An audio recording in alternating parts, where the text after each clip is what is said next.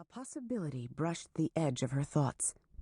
She hesitated, then stepped to one side of the platform to let others pass.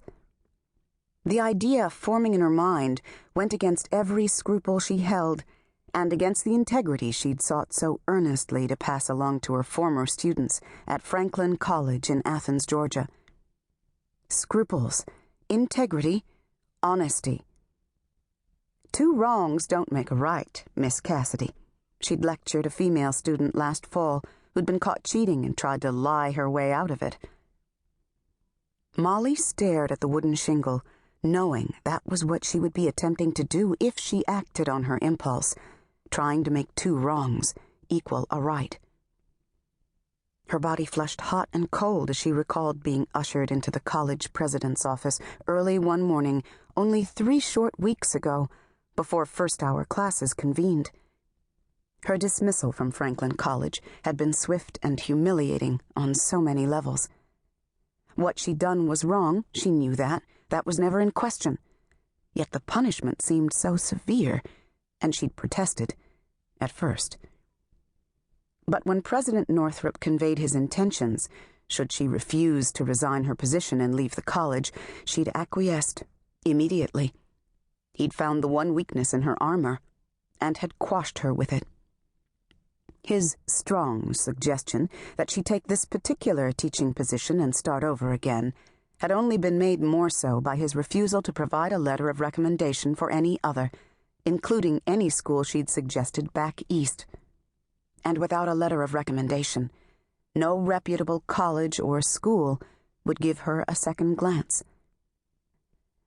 Taking a steadying breath, she smoothed a lace-gloved hand over her blue jacquard vest. She'd worked hard to earn her doctorate, to garner the revered title of professor, same as her father, and to make a forward stride for women in academia, and had lost it all in a single act. In the end, President Northrop had won, as men in authority always did, because here she was, a world away from civilization and proper society, with everything she'd worked to achieve stripped bare. Her decision made, Molly made a beeline for the storefront. She glanced around to see if anyone was watching her, then caught herself and choked back a bitter laugh.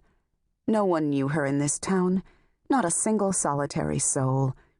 A more remote location for her new teaching opportunity couldn't have been found, not unless the Alaskan wilderness had been an option.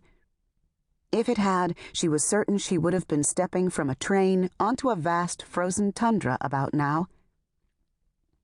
Meanwhile, back at Franklin College, Professor Jeremy Fowler had been given a strong reprimand, a renewed professorship, and was sending out wedding invitations, but without her name on them.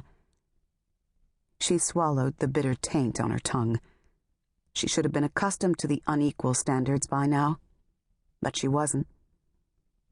Eyes downcast, she waited for a carriage to pass, then started across the street.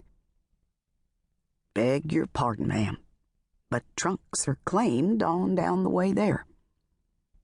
She turned to tell the steward she was only running a quick errand, but it wasn't the steward addressing her this time.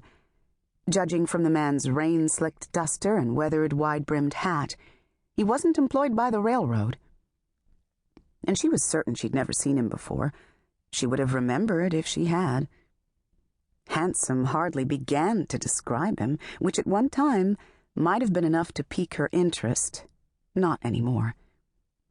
The man's expression seemed open and honest, especially his smile. "I noticed you getting off the train just now, and, well, ma'am, this part of town isn't the friendliest. Just wanted to make sure you knew where you were going. 'Cause if you don't, sweet lass," a twinkle lit his eyes as he slipped into a flawless Scottish brogue, "you might soon be finding yourself somewhere you're not wanting to be."